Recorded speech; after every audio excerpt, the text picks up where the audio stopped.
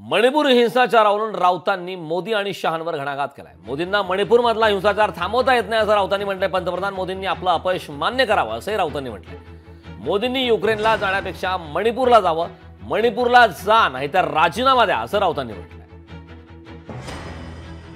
मणिपूर पेटला या देशाचा एक भाग अशा तऱ्हेने पेटलेला आहे। रॉकेट हल्ले होत आहेत, ड्रोनने हल्ले होत आहेत, नेत्यांना मारलं जात आहे, महिलांची इज्जत बेआबरू केली जाते रस्त्यावर, विद्यार्थ्यांवर गोळीबार होतोय, बॉम्ब हल्ले होत आहेत।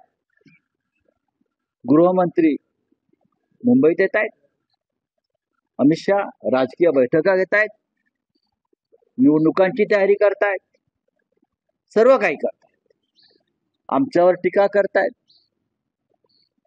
मोदीही बोलतायत। मणिपूरवर कधी बोलणार, मणिपूरवरती कधी ऍक्शन घेणार हे सांगा। का तुम्हाला मणिपूर आपल्या हातातून घालवायचं आहे? लोकशाही मराठी ऐका, पहा, जागरूक रहा।